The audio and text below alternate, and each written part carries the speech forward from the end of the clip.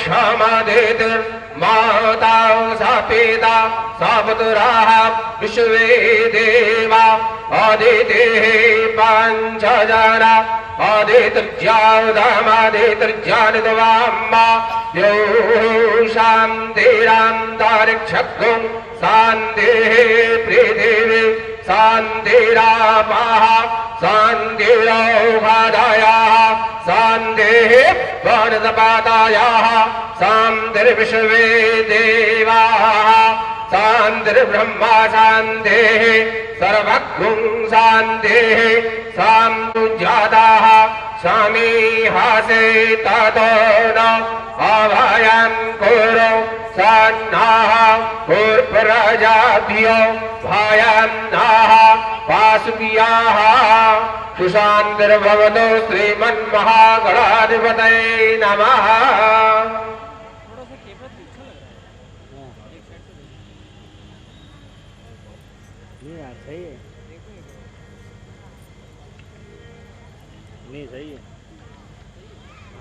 व्यासपीठ के पूजन हेतु मैं उपाध्याय परिवार के सभी सदस्यों को मंच पर आमंत्रित करती हूँ।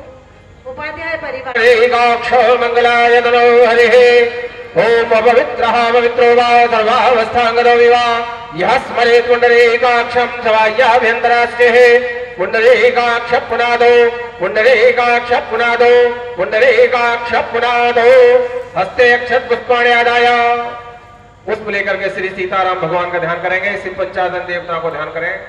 हरि ओम एदं विष्णुर्वेचकरामे त्रिधानिदाधे पादाम्बा सामूढामस्यावाक् पुंसोरे स्वाहा श्रेष्ठते लक्ष्मीश्यापत्न्यां बाहुरात्रे पार्श्वे नक्षत्रा निरूपावसवेन व्याप्ताम्बा विश्राम्येखाणा मुम्बा एखाणा सर्वालोकाम्बा एखाणा पावकानाः सारस्वते वाजे भिर्वाजेने वादे जजियं वष्टो धिया वासो उग्रश्चाभेमश्च दुवा तस्याधुनिश्च तास्सहुवाश्च वियुगवाजा विक्षेवाः सुवाहा गावाः सम्भावा याजमायोद्भवा याजनमाः संकाराव याजमायस्कारा याजनमाः शिवाव याच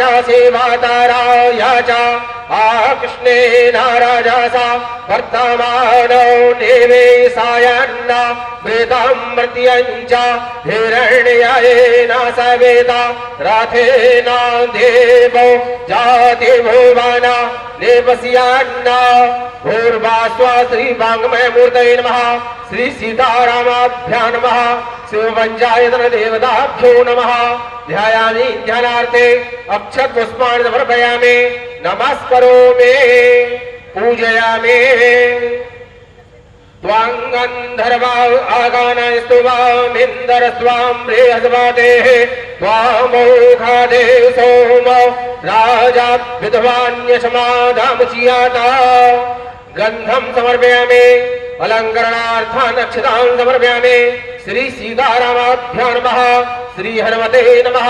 पूजार्थानि पुष्पाणि पुष्पमालाञ्च माल्यादीनि सुगन्धीनि मालित्यादीनि वै प्रभो मया हृतानि पुष्पाणि पूजार्थं प्रतिगृह्यताम्। पूजार्थानि पुष्पाणि पुष्पमालां समर्पयामि। धूप दीपौ संपूज्य धूपमाघ्रापयामि। प्रत्यक्ष दीपं संदर्शयामि। हस्तौ प्रक्षाल्य नैवेद्यं पुरतो निधाय जलेन संप्रोक्ष्य गन्धपुष्पैराच्छाद्य ओम प्राणाय स्वाहा अपानाय स्वाहा व्यानाय स्वाहा उदानाय स्वाहा समानाय स्वाहा। भोजन मध्ये जलं समर्पयामि। ऋतुफलं समर्पयामि। एलालभङ्गादिकं समर्पयामि।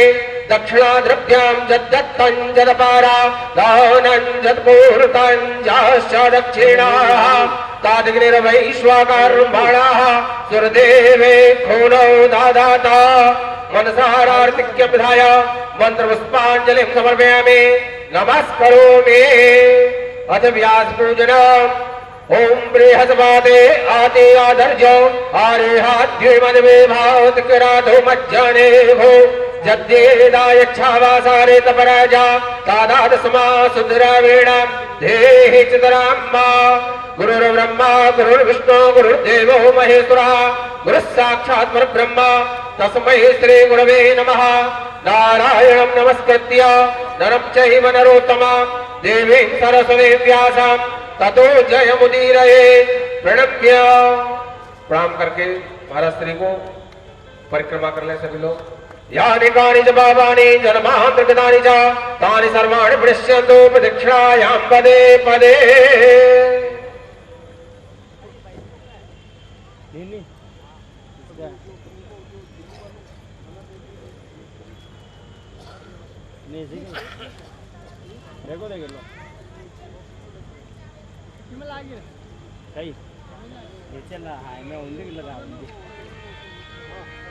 श्री राम वहां से लगा था बलगा पार दिया। जय श्री राम।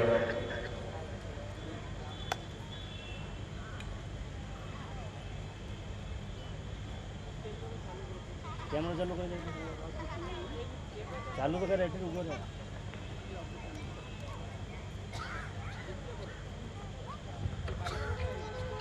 व्यासपीठ का नहीं यार आगे ना करने का तुम पूजन जो कर चुके हैं कृपया अपने स्थान पर पधारें।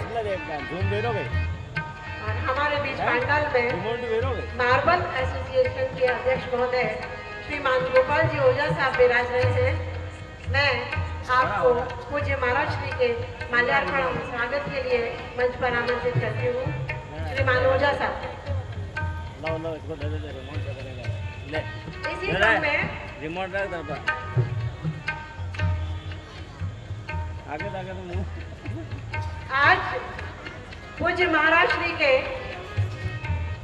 पूरे भारत में हर जगह पर भक्त विराजमान हैं और आज हमारे बीच हिमाचल प्रदेश कांगड़ा से श्रीमान अश्विनी जी भाई साहब अपने ग्रुप के साथ यहाँ पधारे हुए हैं।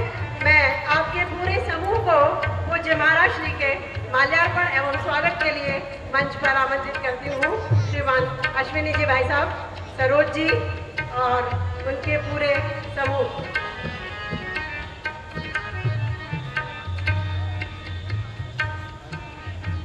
इसी क्रम में आज हमारे बीच पंडाल में हमारे शिक्षा अधिकारी जी भी विराजे हुए हैं। मैं प्रतापगढ़ के जिला शिक्षा अधिकारी महोदय श्रीमान हेमेंद्र जी उपाध्याय आपसे मंच पर निवेदन करती हूँ पूज्य महाराज श्री के माल्यार्पण एवं स्वागत हेतु आदरणीय उपाध्याय साहब सपत्नीक मंच पर पधारे महाराज श्री के माल्यार्पण।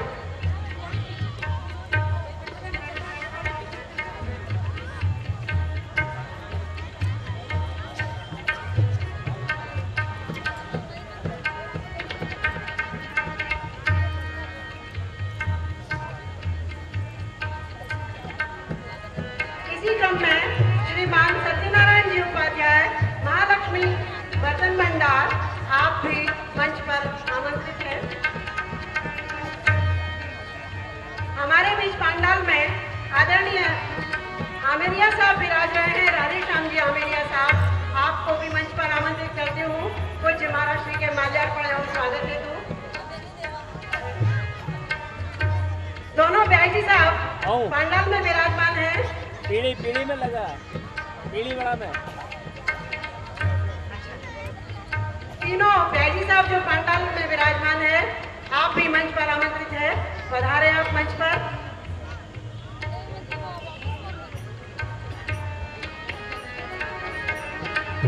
चित्तौड़ की इस धरती पर कण कण में धर्म गूंज रहा है और मुझे ऐसा लगता है कि इस प्रांगण में इस मंगल धाम में जरूर इन दिनों भगवान पधारेंगे और हम सबको आशीर्वाद मिलेगा।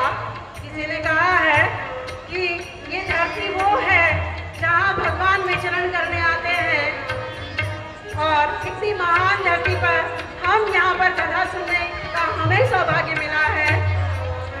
पूज्य महाराज श्री की अमृतवाणी में मर्यादा पुरुषोत्तम श्री राम के आचरण को हम अपने जीवन में अनुसरण करें, ऐसा हमें शिक्षा मिल जाए तो हमारा जीवन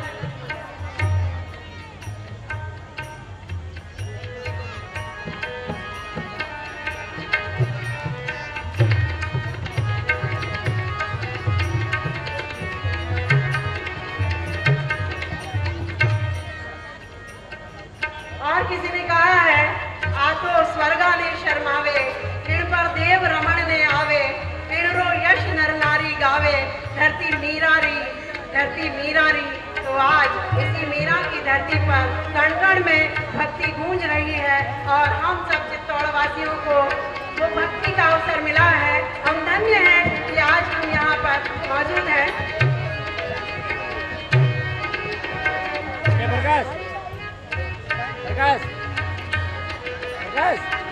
मैं आज कथा के तीसरे दिवस पर व्यासपीठ को नमन करती हूँ, पूज्य महाराज श्री को सादर चरण स्पर्श करती हूँ। आपसे सादर अनुरोध करती हूँ कि आपकी अमृत वर्षा में हमें कथा श्रवण करने हेतु कथा पूज्य महाराज।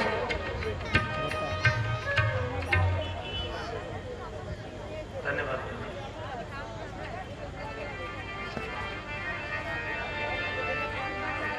कथा में पधारे हुए आप सभी भगवान के भक्तों को मैं सादर प्रणाम करता हूँ। सभी को राम राम। आइए, आज मंगलवार भी है और प्रदोष भी है। भौम प्रदोष की बड़ी विशेष महत्ता होती है। हम लोग बड़े भाव से मंगलाचरण में प्रवेश करें। आज आप देख रहे हैं बहुत सुंदर गुब्बारे लगाए गए हैं। आज उत्सव होने वाला है। भगवान का गोपाल सहस्त्रनाम में जो 4 नाम है उसमें नित्योत्सव सौख्योन्नत श्री नित्य मंगला, जहाँ नित्य ही उत्सव है।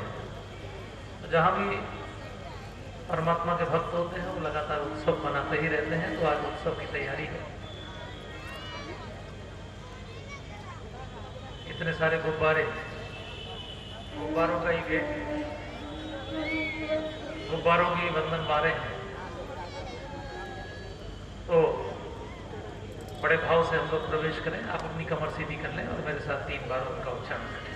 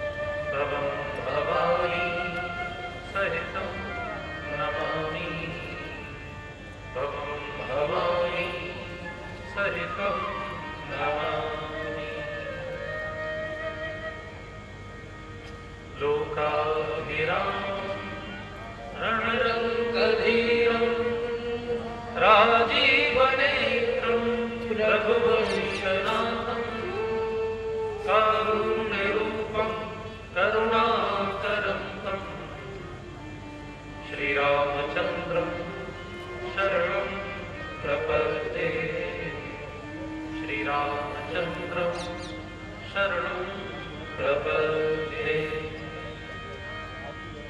मनोजवं मारुततुल्यवेगं जितेन्द्रियं बुद्धिमतां वरिष्ठं वातात्मजं वानरयूथमुख्यं श्रीरामदूतं शरणं प्रपद्ये श्रीरामदूतं शरणं प्रपद्ये। बोली रामचंद्र भगवान की जय, श्री हनुमान जी महाराज की जय। श्री गुरु चरण सरोज निज मन मुकुर सुधार, वर्णौ रघुबर विमल यश जोदायक फलचार। बुद्धिहीन जन जानिके सुमिरौ पवन कुमार, बल बुद्धि विद्या देहु हरौ क्लेश विकार।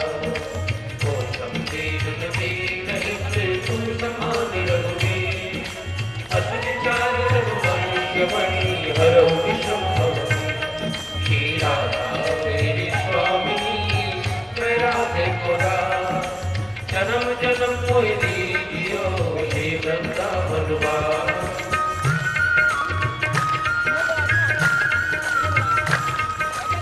श्री राम जय राम जय जय राम, श्री राम जय राम जय जय राम, श्री राम जय राम जय जय राम, श्री राम जय राम जय जय राम, श्री राम जय राम जय जय राम, श्री राम जय राम जय जय राम, श्री राम जय राम जय जय राम, श्री राम जय राम जय जय राम। मंगल भवन मंगलहारी, मंगल भवन मंगलहारी, मंगल भवन मंगलहारी, मंगल भवन मंगलहारी। प्रभु दशरथ हर्ष बिहारी, प्रभु दशरथ हर्ष बिहारी। जय जय जय हनुमान गोसाई, जय जय जय हनुमान गोसाई, जय जय जय हनुमान गोसाई, जय जय जय हनुमान गोसाई। कृपा करो गुरुदेव की नाई, कृपा करो गुरुदेव की नाई। तेरी विधिनाथ होए हित मोरा, तेरी विधिनाथ होए हित मोरा, तेरी विधिनाथ होए हित मोरा, तेरी विधिनाथ होए हित मोरा। करो वेद दास में मोरा, करो वेद दास में मोरा।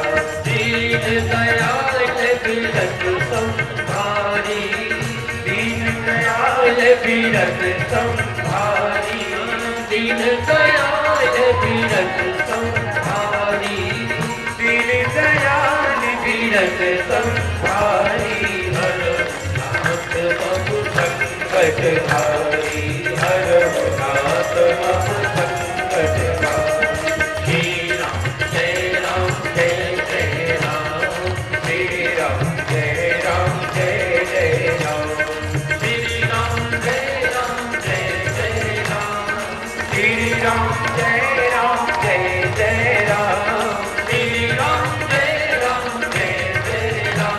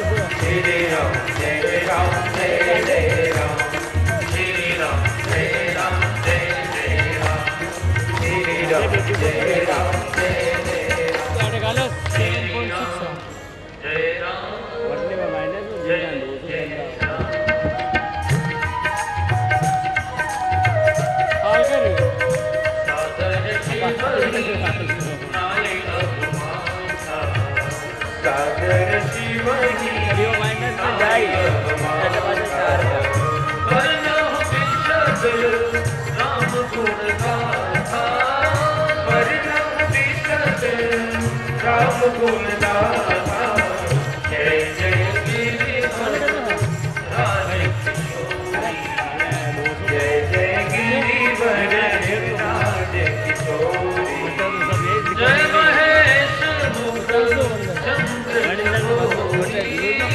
जय महेश मुकुल चंद्र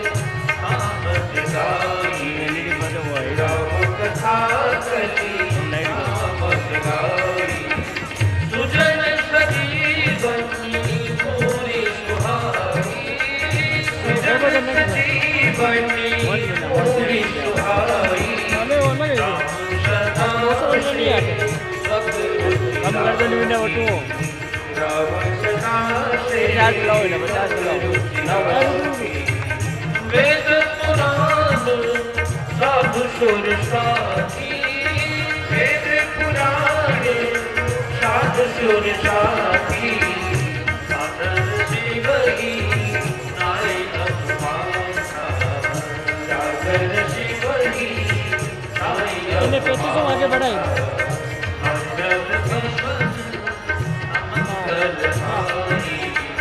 मंगल भवन अमंगल हारी मंगल भवन अमंगल हारी मंगल भवन अमंगल हारी लाल लगे नहीं लाल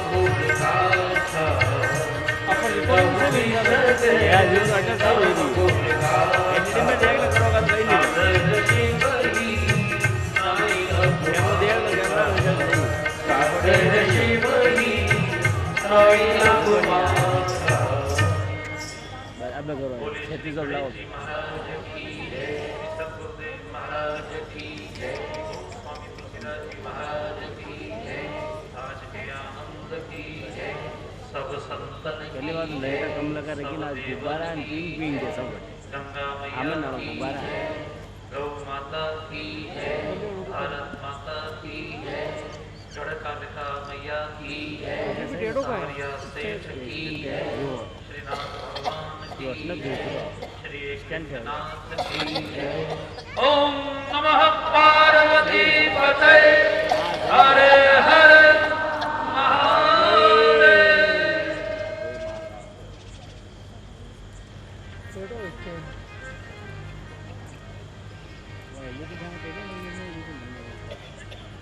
एक देखो भाई रुको अब तो सेंटर में लगा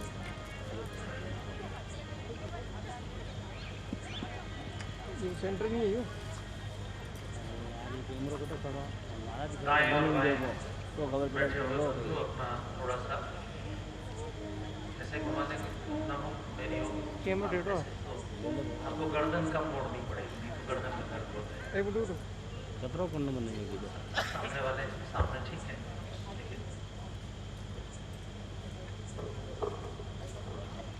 कल हम लोग कथा के प्रसंग में भगवान शिव के प्रसंग में थे उनके साथ महादेव अपने जीवन से स्वयं हमको सिखा रहे हैं जैसे हम लोगों के जीवन में ईर्ष्या द्वेष अहंकार मद क्रोध सब होता है ऐसे देवताओं में भी सब होता है और जो पिंड में होता है वो ब्रह्मांड में होता है यद पिंड तद ब्रह्मांड यूनिवर्सल ट्रूथ होते हैं यूनिवर्सल फैक्ट्स होते हैं सब कुछ पूरे ब्रह्मांड में होता है। जैसे एक परमाणु में 3 चार्ज होते हैं इलेक्ट्रॉन न्यूट्रॉन और प्रोटॉन। जैसे आपके घर की बिजली उसके 3 फेस होते हैं। जैसे आपका जीवन उसमें 3 होता है, बचपन, जवानी, बुढ़ापा। ऐसे काल भी 3 होते हैं, भूत, भविष्य, वर्तमान।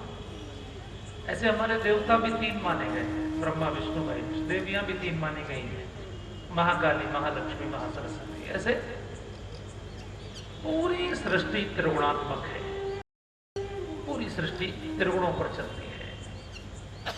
जो एक छोटे से परमाणु के लिए सत्य है, वही सारी सृष्टि के लिए सत्य है। इसलिए पाताल लोक से लेकर ब्रह्म लोक तक सबके लिए एक जैसे सिद्धांत है। 14 भुवन बताए गए हैं, पृथ्वी से नीचे 7 माने गए हैं, अतल, वितल, सुतल, तलातल, रसातल, महातल, फिर पाताल। पृथ्वी से ऊपर भी 7 है, भूर्भुवः स्वः महा जनः तपः, फिर सत्यलोक है। उन सब के चलने का सिद्धांत एक ही है। इसलिए भगवान शिव के माथे पर हमेशा 3 रेखाओं का तिलक होता है, जिसको त्रिपुंड्र बोलते हैं। ये त्रिपुंड्र त्रिगुणात्मक प्रकृति का सूचक है।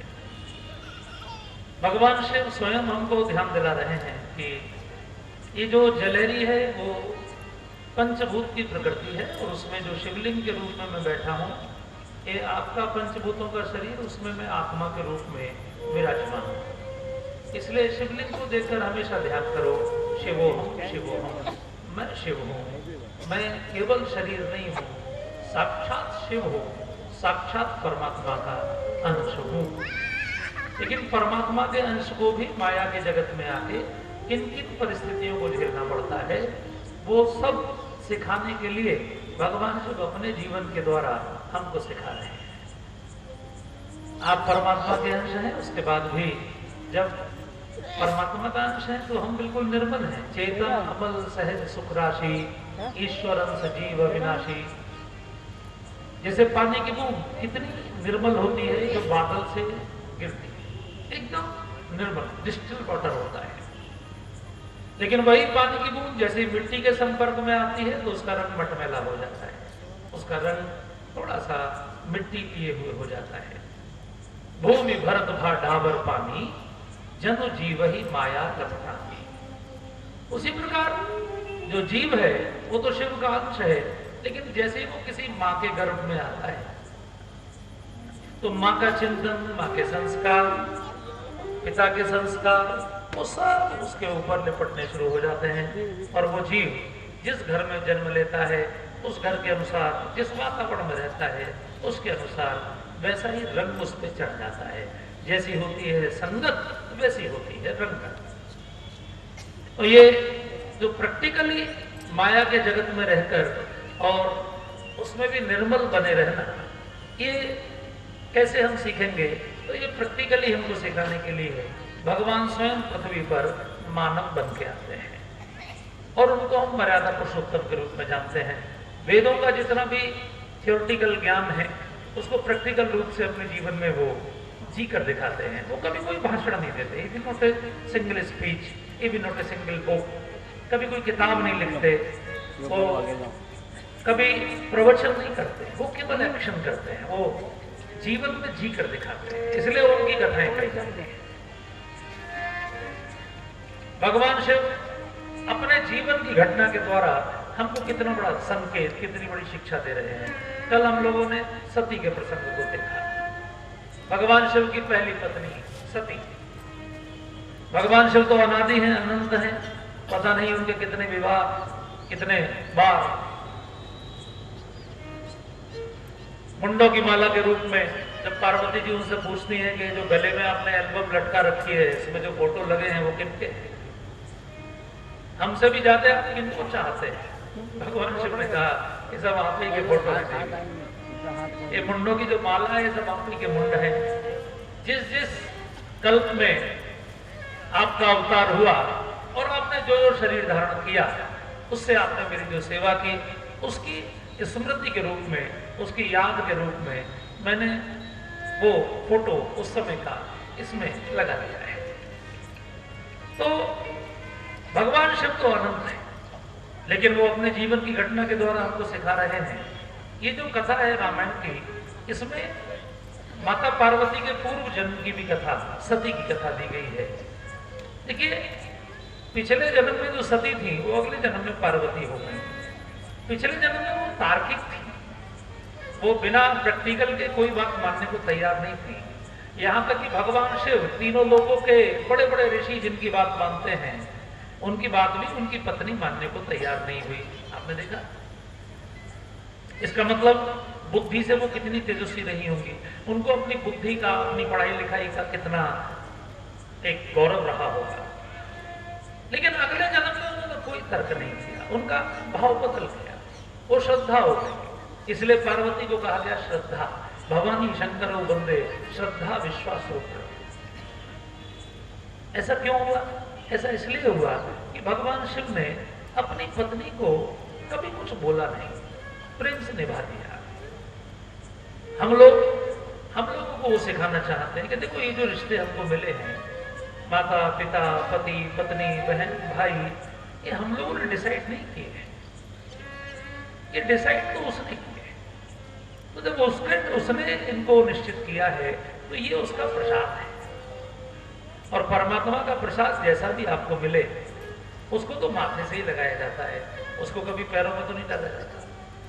तो जैसा भी मिले, कैसा भी स्वभाव की हमको लोग मिले, वो भगवान के प्रसाद है, उसको निभा देना चाहिए, अच्छी तरह निभाना चाहिए, मुस्कुराते हुए निभाना चाहिए। बहुत लंबी यात्रा कहाँ है भाई साहब, 30-40 साल के संबंध होते हैं कुल मिलाकर। जब हम जन्म लेते हैं तो हमारे माता पिता 25-26 साल के होते हैं। जब हम 50 के होते हैं तब तक उनके जाने का समय आ जाता है, 40-50 साल उनके साथ रहना है। तो जब हम 25 के होते हैं तो शादी होती है, तो 70-75 पे अपने जाने का भी समय आ जाता है। तो पति पत्नी को भी 40-50 साल ही रहना है। कुल मिला के आपकी संतान होती है तो उसके साथ भी आपको 40-50 साल ही रहना है। अब 40-50 साल के जीवन की यात्रा में काहे बहुत खटर पटर करना है। इसलिए प्रेम के साथ रहना, जितना मान जाए उतना बना लेना, नहीं मान जाए तो ये चौपाई गा लेना।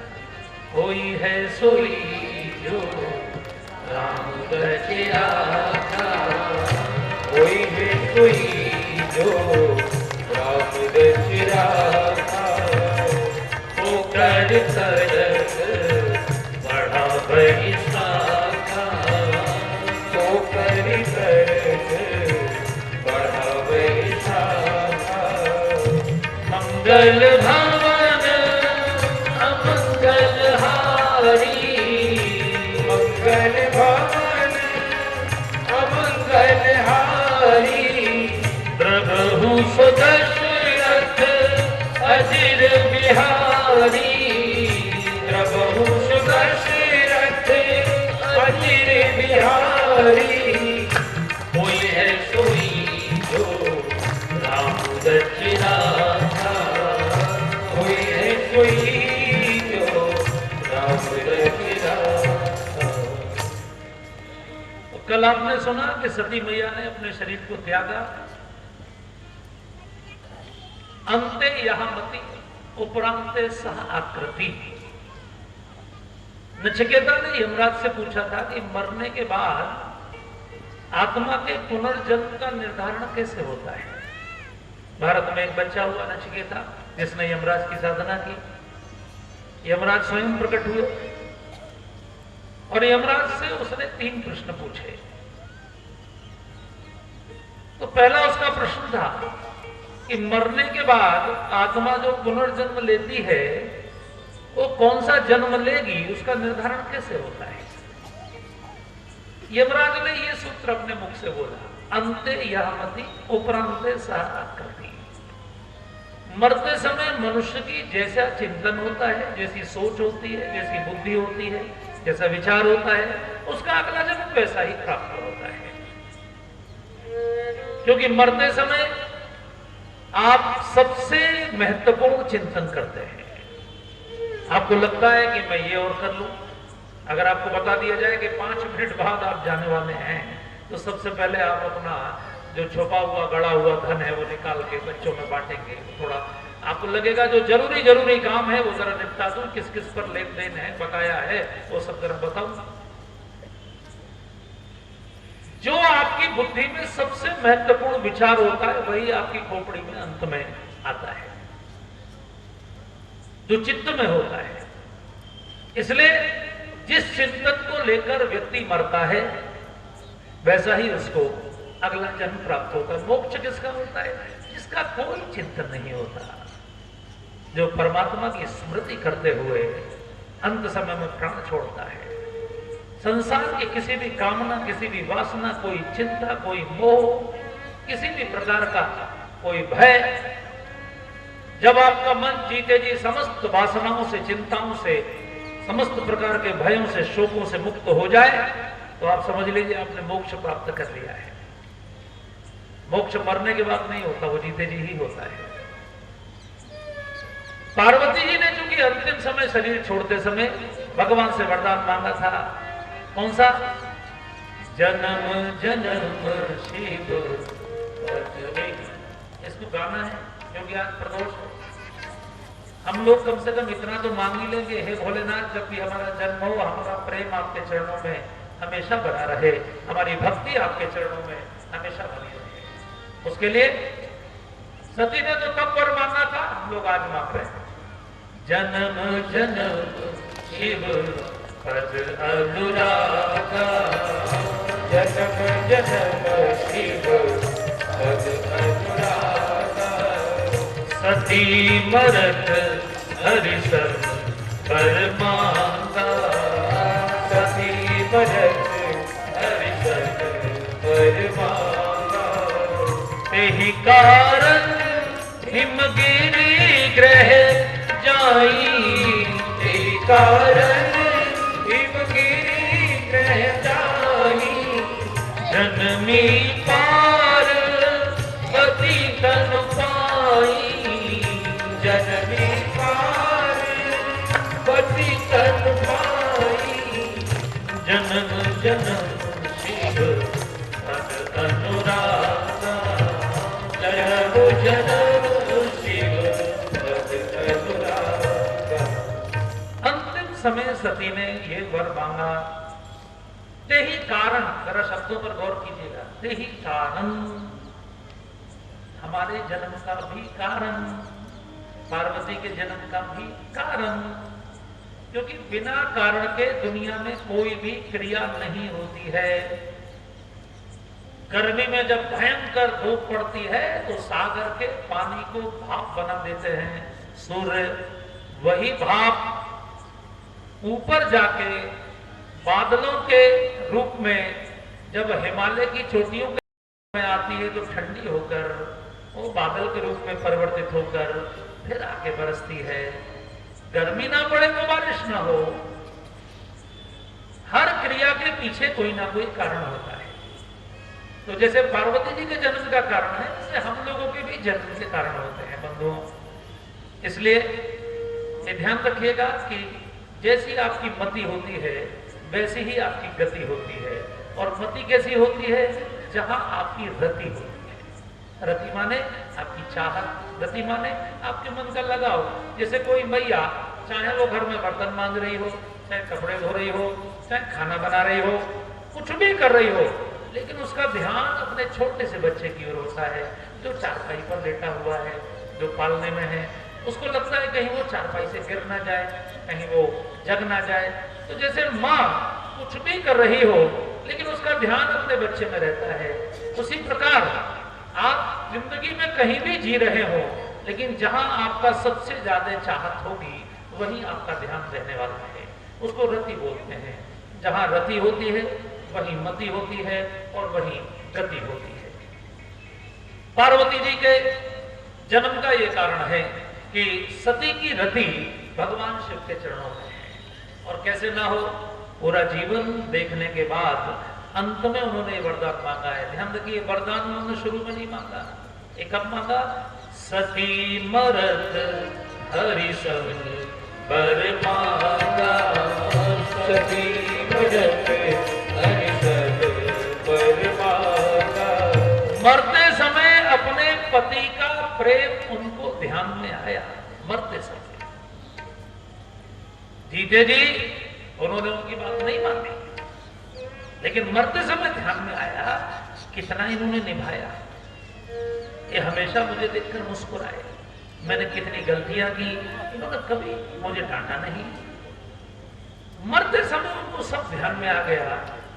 जिस पिता के ऊपर उनको इतना अहंकार था, उस पिता ने ही जब उनसे बात नहीं की, तब उनको ध्यान में आया मैंने महादेव की बात नहीं मानी। कई बार हमसे भूल हो जाती व्यक्ति को पहचानने में, लेकिन अंत में भी अगर वो प्रायश्चित हो जाए तो फिर वही सती अगले जन्म में श्रद्धा के रूप में, पार्वती के रूप में अवतरित होती है। और इतनी श्रद्धा है उनमें, इतनी श्रद्धा है कि उन्होंने महादेव से पूछा कि मुझे मरना क्यों पड़ता है? ये आपके गले में मुंडों की माला है, आप कह रहे हैं कि ये मेरे ही मुंड है, तो मुझे शरीर क्यों छोड़ना पड़ता है? आप तो अविनाशी हैं, आपको तो कभी शरीर नहीं छोड़ना पड़ता, आप तो अमर हैं। भगवान शिव ने कहा आप भी हो सकती हैं अगर प्रभु की कृपा हो तो। बोले वो कैसे होगी, कौन सा अनुष्ठान उसके लिए करूं? आप बोलो, जो अनुष्ठान कहोगे। विष्णु सहस्त्रनाम का पाठ करूं? भगवान शिव ने कहा एक बार विष्णु सहस्त्रनाम का पाठ करने से जितना फल मिलता है देवी, उतना ही फल एक बार राम का नाम लेने से प्राप्त होता है। एक राम रामेति रामेति रमे रामे मनोरमे सहस्त्रनाम तत्तुल्यम राम नाम वरानने, राम रक्षा स्तोत्र का अंतिम श्लोक है। इसलिए भगवान शिव ने कहा राम नाम का कीर्तन करो मेरे साथ, राम नाम गाओ। और पार्वती जी ने इतनी श्रद्धा के साथ गाया, भगवान शिव ऐसे नाचे कि उनका नाचते नाचते आधा शरीर पार्वती हो गया और आधा शिव हो गया। बोले अर्धनारीश्वर महादेव की जय। ये राम नाम की महिमा। पार्वती जी की अब मृत्यु नहीं होगी, अब वो भी अविनाशी हो गई हैं, वो भी अनंत हो गई है। ये राम नाम की महिमा है। अब वो अमरनाथ हो गए हैं दोनों मिलकर। माता पार्वती के जन्म के बाद नारद जी उनके घर पधारे और नारद जी चूंकि हाथ की रेखा देखने के बहुत विशेषज्ञ थे, राजा ने अपनी बेटी के हाथ की रेखा नारद जी को दिखाई। अब छोटे मोटे राजा नहीं है, ये भी ध्यान रखिए। हिमाचल प्रदेश माने, क्योंकि हिमाचल प्रदेश से अश्विनी जी और सब लोग आए हैं, तो हिमाचल माने आज का हिमाचल नहीं।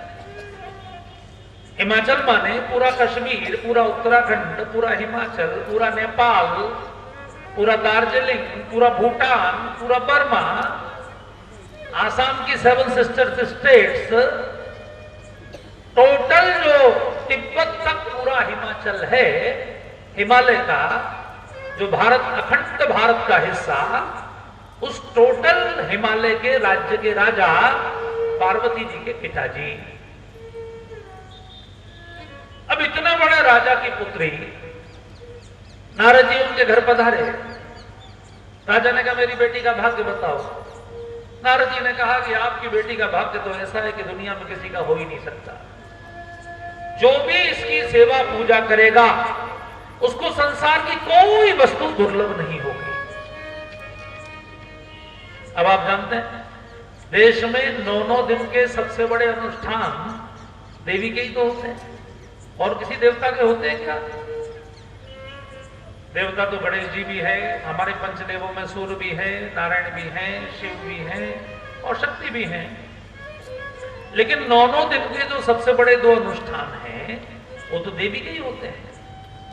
क्यों होते हैं? क्योंकि नारद जी ने कहा एही सेवत कछो दुर्लभ नारी, एही सेवत गाइए। दुर्लभ नारी, होय पूज्य सकल जग माही, होय पूज्य सकल जग माही। देवी पूजी पद कमल तुम्हारे, देवी पूजी पद कमल तुम्हारे। सुर नर मुनि सब होहि सुखारे, सुर नर मुनि सब होहि सुखारे। होई ही पूज्य सकल जग माही, कोई पूछे सकल जग माही। मां के रूप में पूरे विश्व में देवी की उपासना है। अभी 2 साल पहले हरिद्वार में ऐसे संप्रदायों का सम्मेलन किया गया था पूरे विश्व के, जो ईसाइयत और इस्लाम को नहीं मानते। अभी भी हमको लगता है कि वो सारे देश उन धर्मों में कन्वर्ट हो गए, ऐसा नहीं है। अभी जैसे इराक में आपने पढ़ा, अभी ISIS के आतंकवादी जब यजीदियों को मार रहे थे, यजीदी वहां का संप्रदाय है, यजीदियों की पुरुषों की हत्या करके उनकी माताओं को बेचा गया, लूटा गया, वो सब कुछ टीवी पर आपने देखा। और उस समय बड़ा भारी पूरे विश्व में बवंडर हुआ। अहमदी, यजीदी, बहुत सारे संप्रदाय पूरी दुनिया के हर देश में अभी हैं जो देवी की पूजा करते हैं, विविध रूपों में देवी की पूजा। ऐसे पूरे देश के 40 देशों के संप्रदाय ऐसे इकट्ठे हुए थे। देवी की पूजा पूरी दुनिया में, क्योंकि मां के रूप में जब परमात्मा होता है तो ज्यादा अच्छा लगता है। इसलिए हमारे यहां श्लोक बोला गया, त्वमेव माता पिता त्वमेव। क्यों? क्योंकि बच्चे को सबसे अच्छी अपनी मां लगती है। बच्चा पिताजी से थोड़ा संकोच करता है, मां से संकोच नहीं करता। तो परमात्मा को मां के रूप में, त्वमेव माता पिता त्वमेव। इसलिए मां की पूजा दुनिया में सर्वाधिक। परमात्मा जब मां के रूप में होता है, उनकी शक्ति के रूप में, नारद जी ने कहा कि हजारों नामों से इनकी पूजा होगी, लेकिन एक बात गड़बड़ है, इनके जो पति होंगे वो बड़े अद्भुत होंगे। कैसे होंगे? बोले उनके कुल खानदान का पता नहीं होगा। अगुम अमान मातु पितुहीना उदासीन सब संशय छीना। उनको मान अपमान की कोई चिंता ही नहीं होगी। माता पिता उनके होंगे नहीं, उदासीन होंगे, और बिल्कुल उनको लज्जा नहीं होगी, निलज्ज दिगंबर घूमेंगे। कुबेश कपाली, निर्गुण निलज कुबेश कपाली, अकुल अगेह दिगंबर व्याधि। राजा ने कहा, मैं ऐसे लड़के से अपनी राजकुमारी की शादी कैसे कर सकता हूं भला? मैं बिल्कुल नहीं करूंगा। नारद जी ने उसको तुरंत डांटा, कैसे नहीं करेगा? हे राजा, ये भाग्य की रेखाओं को तू मिटा सकता है क्या? एकदम नारद जी ने डांट कर कहा, सुन। कहे मुनि सहिमंत सुन। हमारे यहां रामायण में जब आप पढ़ेंगे तो उसमें 2 शब्दों का प्रयोग है, सुन और सुनहु। जब किसी को सम्मान पूर्वक कहा जाता है तो कहते हैं सुनहु। सुनहु माने सुनिए, और सुन माने डांटते हुए। नारद जी ने डांटा राजा को। कहे मुनि सहिमंत सुन, जो विधि लिखा लीलार, देव धनुज नर नाग मुनि, ओ न मेटन हार। कहे मुनि सहिमंत सुन। ए राजा, विधाता ने माथे पर जो लिख दिया है, दुनिया में कोई देवता, कोई ऋषि मुनि उसको मिटाने में सक्षम नहीं है। थोड़ा ध्यान से सुनिएगा। आजकल ऐसे ऐसे बाबा पैदा हो गए हैं जो समोसे खा के आपका भाग्य बदल रहे हैं। वो कह रहे हैं, जाओ 2 समोसे खा लेना, 2 जलेबी खिला देना, आपका भाग्य बदल जाएगा। कोई कह रहा है ये कर दो। बहुत सारे ऐसे, हमारे गुरुजी की फोटो लगा लोगे तो उन्होंने फोटो लगा ली थी तो ऐसा हो गया, उनका चरण डाल दिया था तो ऐसा चमत्कार हो गया, ये हो गया, वो हो गया। भाई साहब, ये ध्यान रखिएगा। अगर आप रामायण को मानते हैं, क्योंकि गोस्वामी जी ज्योतिष को मानते हैं, अगर वो ज्योतिष को ना मानते तो हाथ देखा दिखाने वाली घटना क्यों लिखते?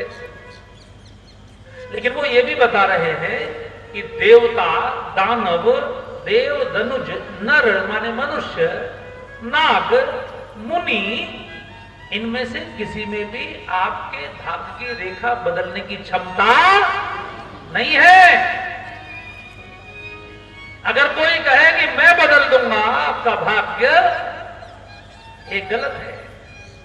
हाँ, अगर कोई कहे कि आप रुद्राभिषेक करिए, आप रामायण पढ़िए, आप सुंदरकांड का पाठ करिए, आप भागवत पढ़िए, आप ये वाला मंत्र जपिए परमात्मा का, परमात्मा की कृपा होगी तो आपका दुर्भाग्य सौभाग्य में बदलेगा, वो ठीक है। लेकिन कोई कहे कि मैं बदल दूंगा, ये गलत है। सीधे सीधे रामायण हम कर रही है, और हम लोग हिंदुस्तान के लोग नंबर 1 में ये भरोसा रखते हैं कि बस चमत्कार हो जाए। इसलिए बहुत सारे ऐसे लोग जो लोगों की भावनाओं का इस नाते शोषण करते हैं, वो इसीलिए कि हम ये चाहते हैं कि कोई मनुष्य हमारे भाग्य को बदल दे। अरे मनुष्य नहीं बदल सकता, आपको कोई मनुष्य केवल अनुष्ठान बता सकता है। आप उससे अनुष्ठान पूछिए, भगवान का अनुष्ठान करिए, भगवान की कृपा होगी तो आपका भाग्य बदलेगा। तब राजा ने पैर पकड़े और कहा, महाराज अब आप ही ने बताया है, जब दर्द आपने दिया है तो दवा भी आप लीजिए, बताइए कोई। तब नारद जी ने कहा, अगर आपकी बेटी भगवान शिव की उपासना करे तो वो इसके भाग्य की रेखाओं को बदल सकते हैं। भावी उमेट सकहि त्रिपुरारी, भावी उमेट सकहि त्रिपुरारी, जो तप करई कुमारी तुम्हारी, जो तप करई कुमारी तुम्हारी, मंगल भवन अमंगल हारी, मंगल भवन अमंगल हारी, प्रभु सुदर्शन अजिर बिहारी, प्रभु सुदर्शन अजिर बिहारी। भाव्यू माने होनी, होनी को भी मिटा सकते हैं, होनी को भी टाल सकते हैं। भगवान शिव की ये क्षमता है। इसलिए आप देखते हैं दुनिया के हर गांव में, भारतवर्ष के हर गांव में आपको किसी देवता का मंदिर मिले या ना मिले, भोलेनाथ सब जगह मिले। भाव्यू मेट सकई त्रिपुरारी, पार्वती मां को तप की प्रेरणा दी। भगवान शिव ऐसे देवता हैं, तो पार्वती मां को तप की प्रेरणा दी है और उनसे कहा कि देखो, अगर आपको भगवान शिव ही पति के रूप में मिल जाए तो कितना अच्छा हो जाए, क्योंकि रेखा की जो शर्तें हैं वो सब भगवान शिव में पूरी होती हैं। अगर कोई सामान्य बाबा, कोई जोगी मिल गया तो जिंदगी बड़ी कठिन हो जाएगी, लेकिन अगर शिव मिल गए तो राजा की भी बदनामी नहीं होगी और राजा की जय जयकार हो जाएगी, राजा भी अमर हो जाएंगे। तो पार्वती मैया तप करने गई हैं और भगवान शिव की आराधना वो कर रही हैं। भगवान शिव हम सबके महादेव। आइए, मैं चाहूंगा कि एक भजन आप उनका मेरे साथ गाएं। पार्वती मां भगवान शिव का ध्यान करके तप कर रही हैं। भोलेनाथ से निराला कोई और नहीं, भोलेनाथ से निराला कोई और नहीं, भोलेनाथ से निराला कोई और नहीं, भोलेनाथ से निराला कोई और नहीं। ऐसा भक्त रखवाला कोई और नहीं, ऐसा भक्त रखवाला कोई और नहीं, ऐसा भाग्य बदलने वाला कोई और नहीं, ऐसा भाग्य बदलने वाला कोई और नहीं। हे भोलेनाथ से निराला कोई और नहीं, भोलेनाथ से निराला कोई और नहीं। जय जय।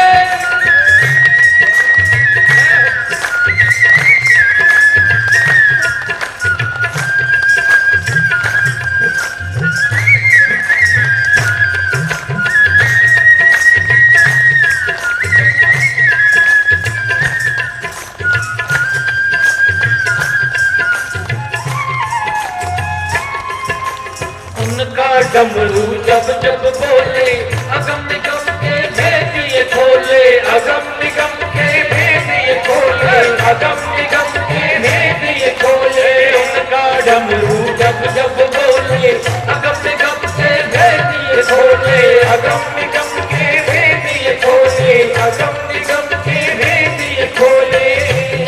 ऐसा डमरू बजाने वाला कोई और नहीं, ऐसा डमरू बजाने वाला कोई और नहीं। भोलेनाथ से निराला कोई और नहीं, भोलेनाथ से निराला कोई और नहीं। ऐसा भक्त वाला कोई और नहीं, ऐसा भक्त वाला कोई और नहीं। भोलेनाथ से निराला कोई और नहीं, भोलेनाथ से निराला कोई और नहीं।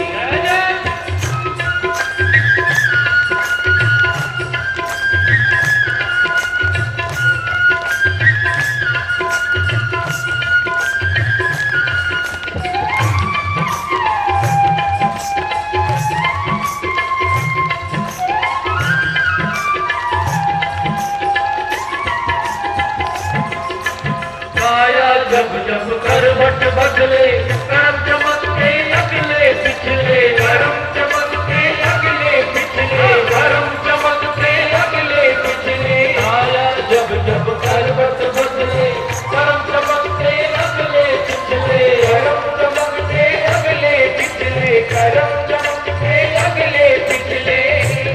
ऐसा देख कराने वाला कोई और नहीं, ऐसा और कराने वाला कोई और नहीं। भोलेनाथ से निराला